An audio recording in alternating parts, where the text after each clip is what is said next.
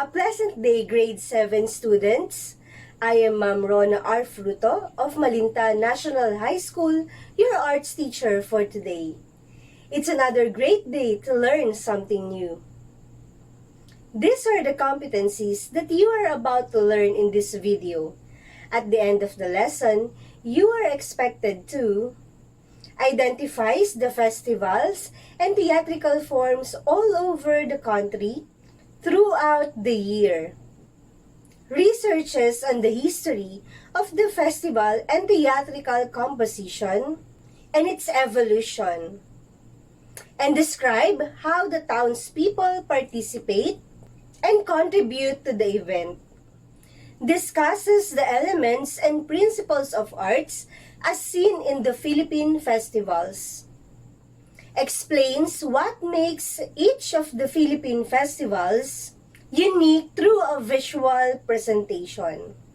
Designs the visual elements and components of the selected festival or theatrical forms through costume, props, etc. Before we start, I want you to listen and analyze this music.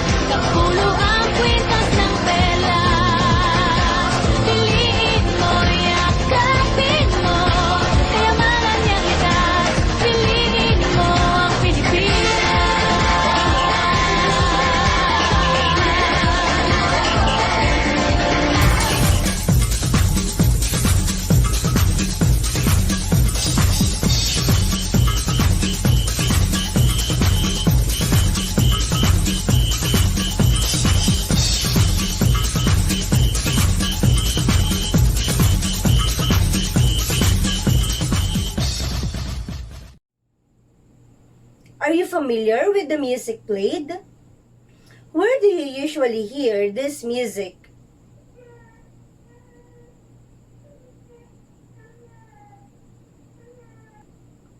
Absolutely! You can hear this music in some events, like festivals in the Philippines. Philippines is dubbed as the Fiesta Island of the Pacific. It is home to extravagant and well-known festivals. Since we are art and fun-loving people, we are surrounded by festivities and celebrations. Philippines is home to rich, colorful, and lively festivals. From Luzon to Visayas, down to the southern tip of Mindanao. We express our thanksgiving and celebration of blessings from God through festivals.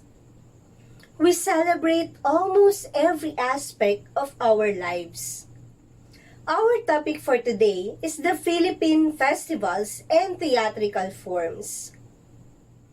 Philippine festivals and theatrical forms have three categories, namely religious festivals, non-religious festivals, and representative theatrical forms.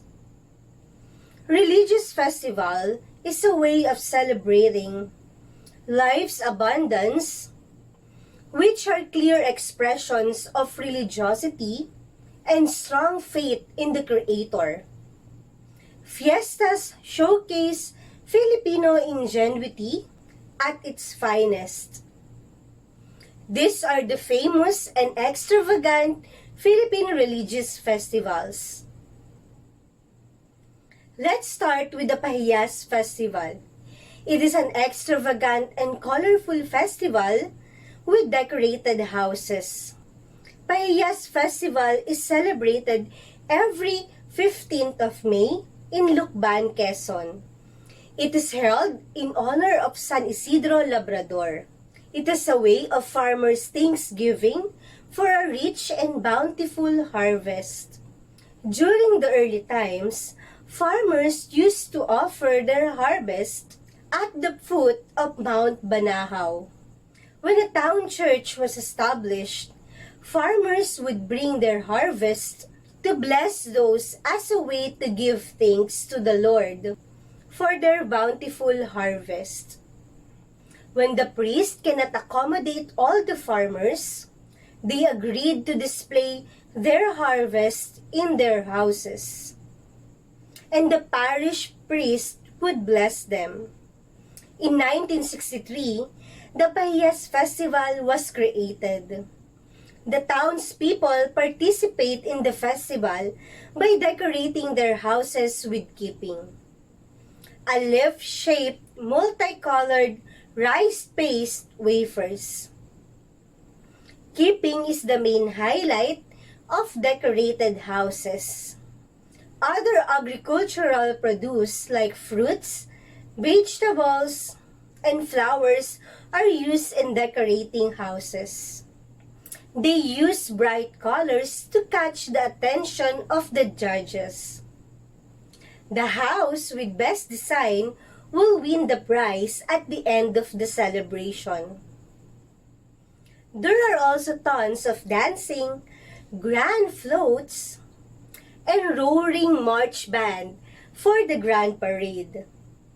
One of the attractions of the procession is the parade of parikitan gowns.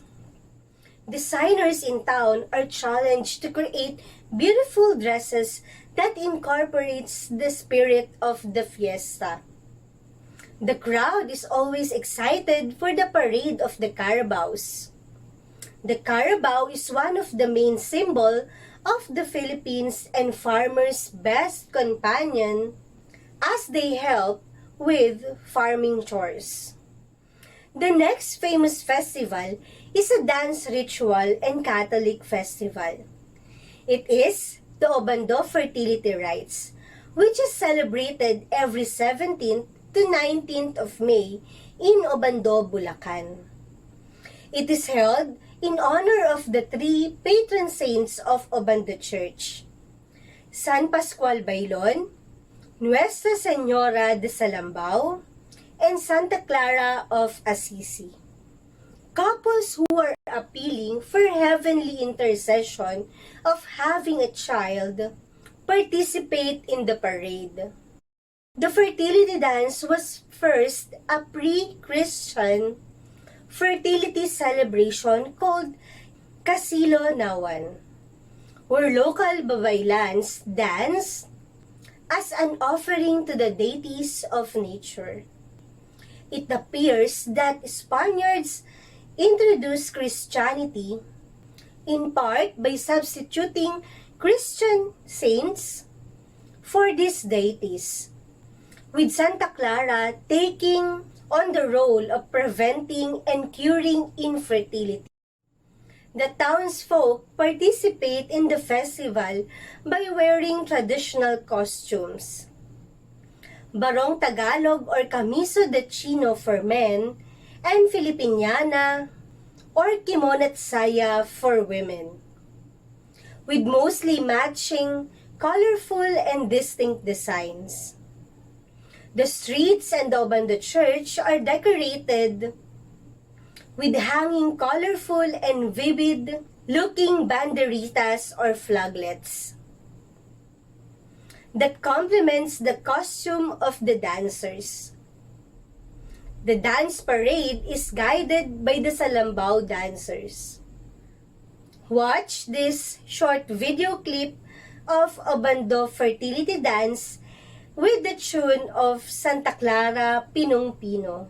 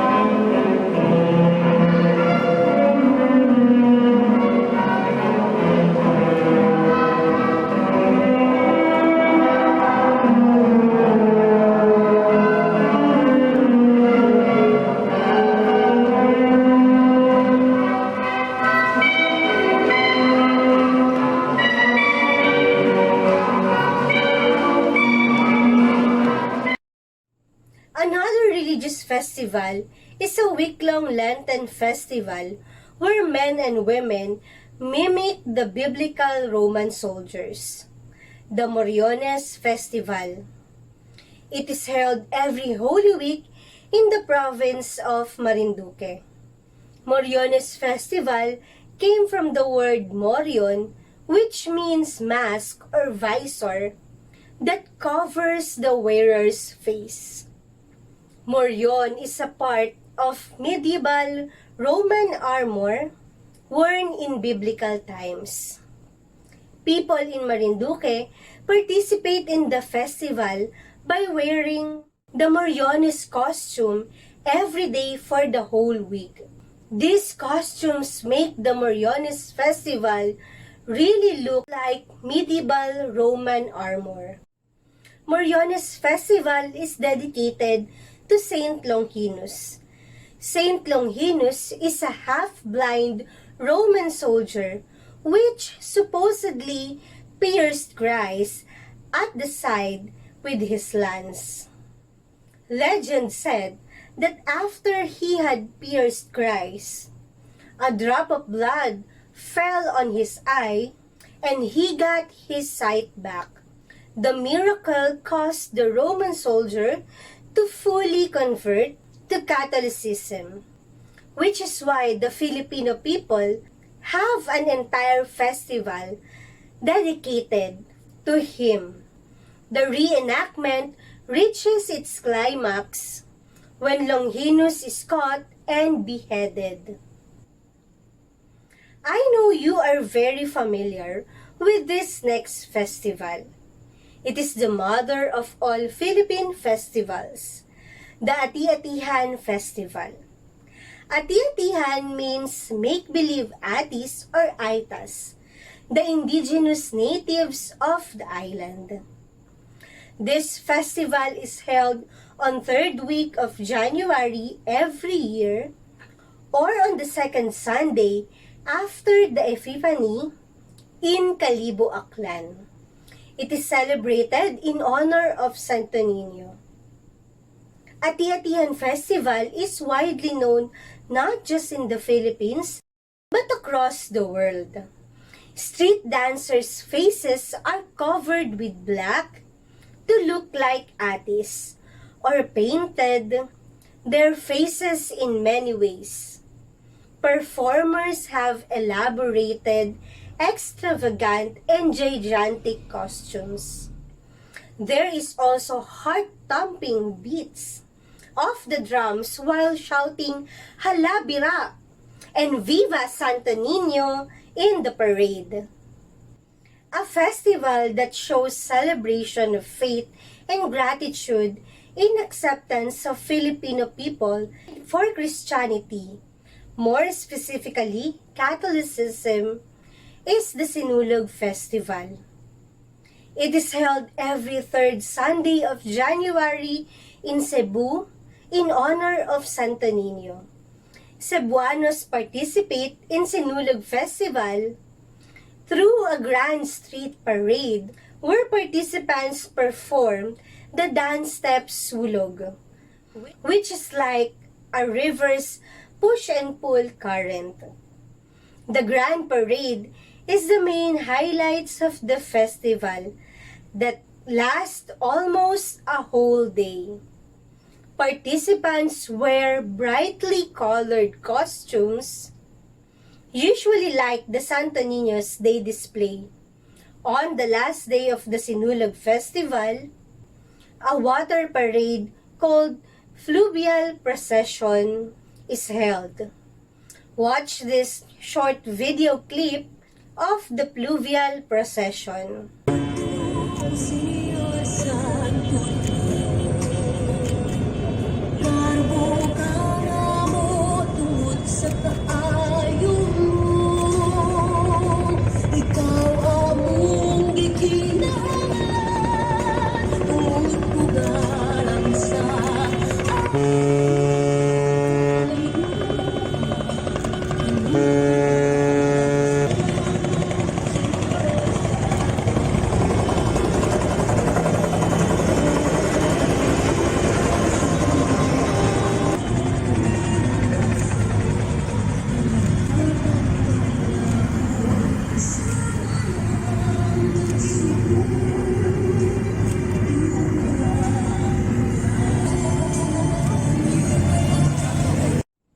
Ilonggo people also have a rich heritage, colorful history, passionate devotion, and fun-loving spirit, showcased through Dinagyang Festival. It is held every fourth Sunday of January, right after the Sinulog Festival of Cebu. The festival traces its root as a Thanksgiving celebration in honor of Señor Santo Niño.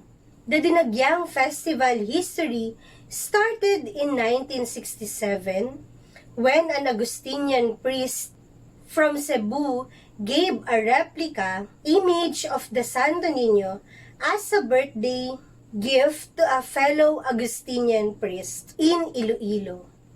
Since then, a novena mass was held every Friday at the San Jose Parish Church. In 1969, a competition was organized like the popular Ati-Atihan Festival of Calibo, Aklan. That time, Dinagyang Festival was known as Iloilo Ati-Atihan. Dinagyang became the official name a decade later when a radio broadcaster, Pacifico Sudario, insisted on using a local word. It is now one of the Philippines' most spectacular religious cultural festivals.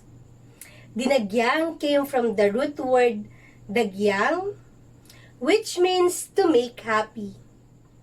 Ilonggos represent this celebration full of joy through tribal, colorful costumes and headdresses. Have you ever joined or watched a Santa Cruzan? It is one of the most popular celebration in May. It is a religious, historical beauty pageant held in almost many cities, towns, and even small villages throughout the Philippines during the month of May. Santa Cruzan is not just a beauty parade, but it recalls Queen Helena's search for the Holy Cross, mother of Roman Emperor Constantine the Great, embarked on a journey to the Holy Land in search of a wooden cross to which Jesus Christ was nailed. The highlights of Santa Cruzan is the portrayal of characters, showing off costumes and pageants, as well as the best well-dressed characters. Coincidentally, Flores de Mayo or Flowers of May is also celebrated in May. It is a month-long celebration held in honor of Virgin Mary. The devotees offer flowers to the image of Virgin Mary in their respective churches. Those are the most famous and just few of the religious festivals in the Philippines. Before we proceed to the next lesson, let us have a quick activity about some of the festivals in the Philippines through a picture reveal game. There is a hidden picture under several rectangles. I will be giving 10 seconds each item. Guess the festival before the time ends. Participate by typing your answers in the comment section. Let's start! Number 1. It is a festival celebrated every third Sunday of January in Cebu.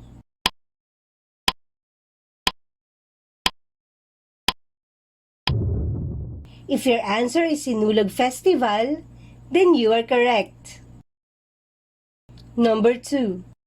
A month-long celebration where devotees offer flowers to the image of Mama Mary to the respective churches. Yes, it is Flores de Mayo. Number 3. A festival celebrated in Lucban, Quezon, where houses are decorated with fruits, vegetables, and keeping. Very good. The answer is Pahiyas Festival. Number 4. It is known as the mother of all Philippine festivals. It is held in Kalibo, Aklan and celebrated every third week of January. You've got it right. Ati-Atihan Festival. A fertility dance that is both a festival and a prayerful appeal of devotees for a child.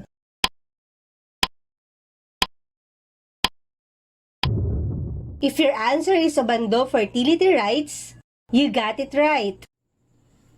Let us now discuss the non-religious festivals and theatrical forms in the Philippines. Non-religious festivals focus on the cultural and heritage aspect of our country and are celebrated with enthusiasm and passion. Non-religious Philippine festivals are also extravagant, wondrous, and artistic festivals.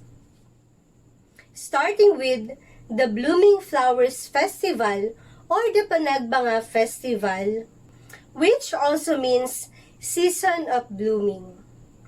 Panagbanga Festival is a tribute to the city's beautifully grown flowers. It is celebrated in the whole month of February from the summer capital of the Philippines, Baguio. Panagbanga's highlight is the beautifully arranged flowers atop float. The floats are decorated for weeks before the unveiling on the day of the parade. And flowers that are mostly included are chrysanthemums, orchids, astrobellias, roses, and what are called as Baguio's original flowers, the everlasting. It also includes street dancing and dance competitions presented by the dancers dressed in flower-inspired costumes. Baguio becomes very crowded during the Panagbanga Festival because tourists around the world visit to watch the festivity. One of the biggest and most awaited festival in the Philippines is the Mascara Festival.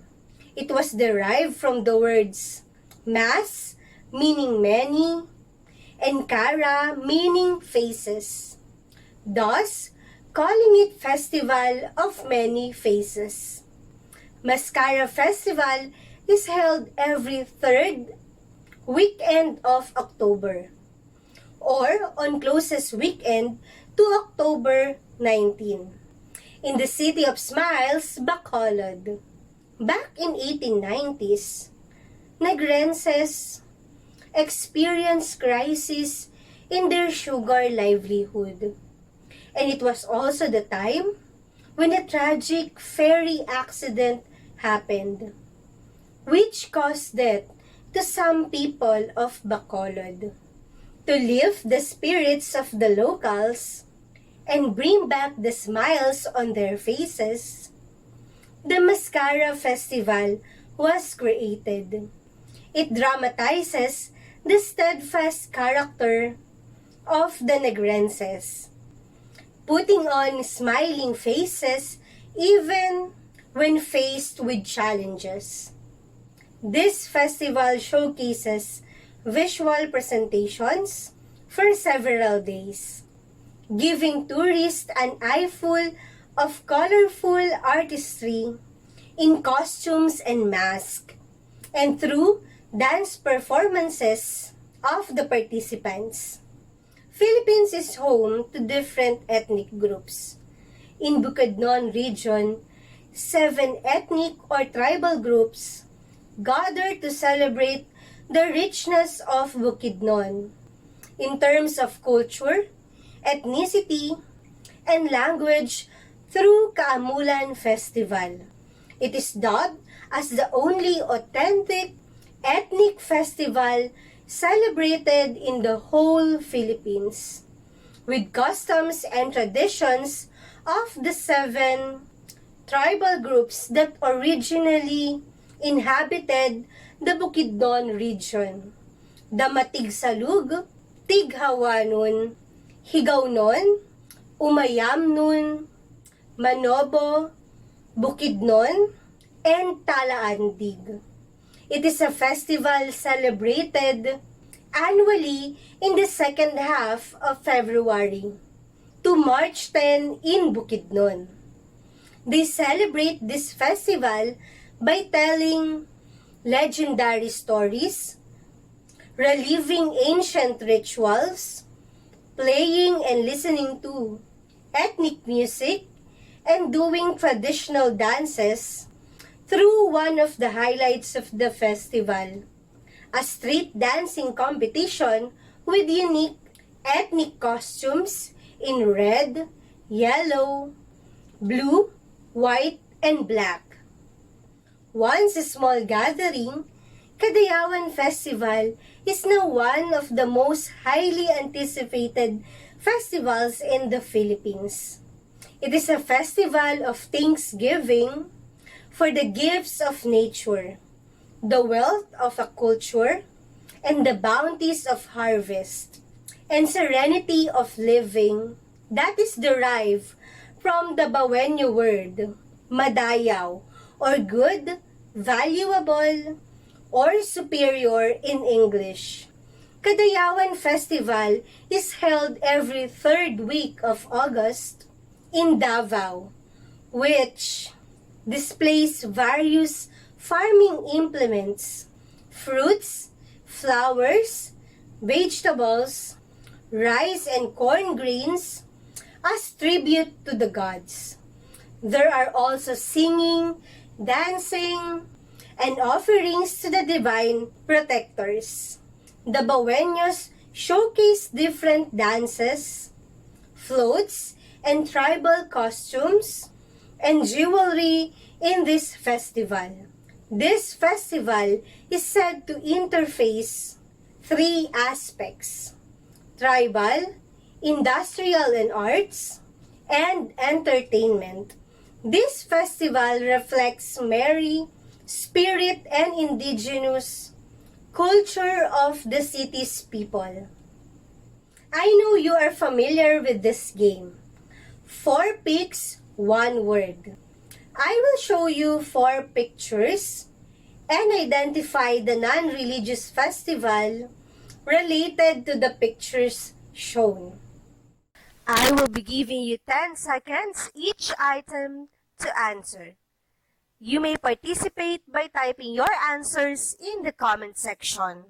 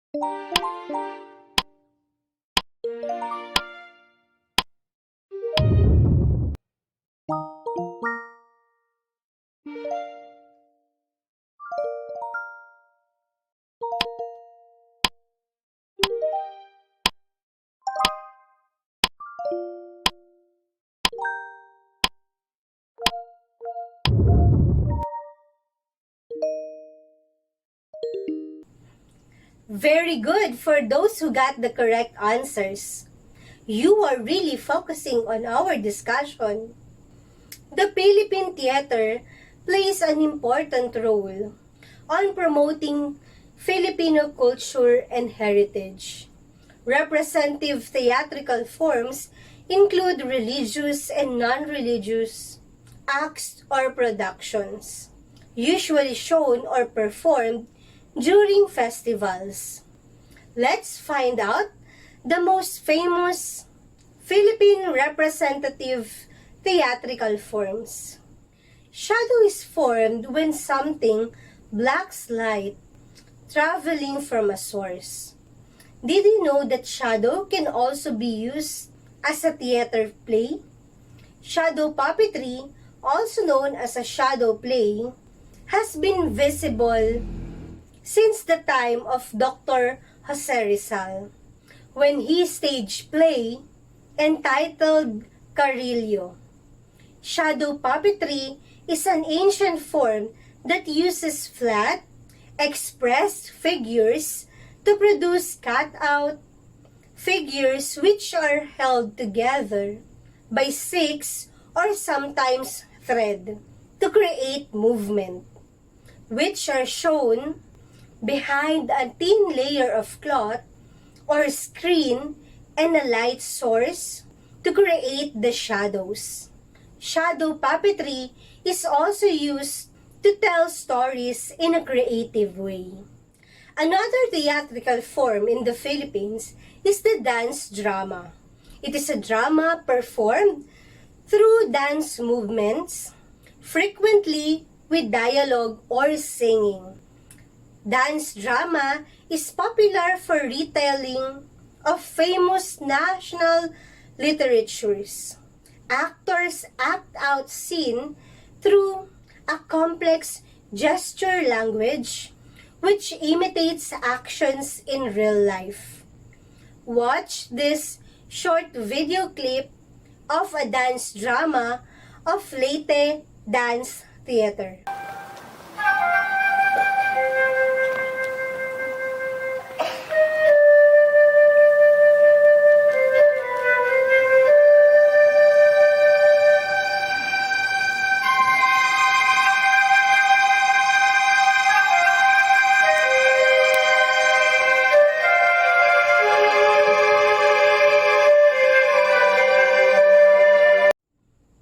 Another representative theatrical forms introduced by the Spaniards to us Filipinos is the zarzuela or zarzuela.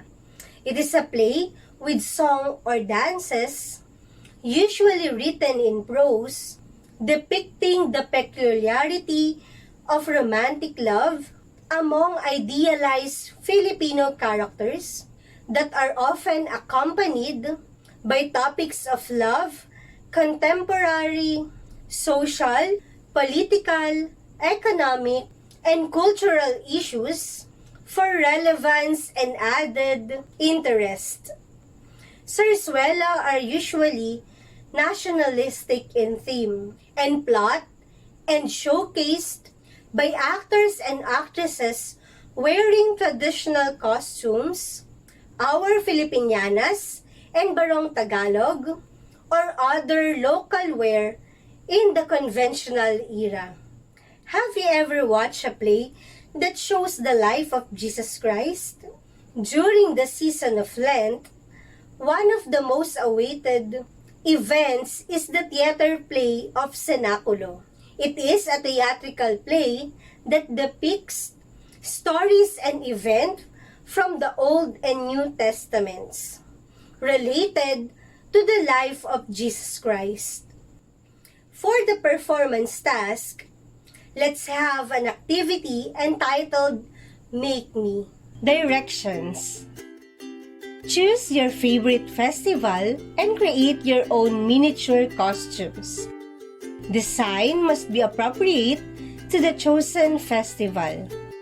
Here are the needed materials. Number 1. Figure of paper doll. Cut out the pattern of paper doll figure on your Mapeh self-learning module. Number 2. Construct a main or base part of your costume. You may use Oslo paper or cardboard for tougher base. Number 3. References for your costume. But you are highly encouraged to create your own ideas. These are simple references or inspiration. Number 4. Scissors, paste, glue, or tape. Number 5. Coloring materials. Lastly, other art materials such as sequins, beads, and recycled materials. Steps in creating miniature festival costumes. First, choose a festival costume you want to create, including props or anything that are necessary to complete it. Number 2, by using the paper dolls provided, trace or copy the figures to determine the size of the costume needed. Third, use different art materials to create various textures. Maximize your skill in sketching or coloring the costumes. Lastly, when you are done, dress up your paper dolls.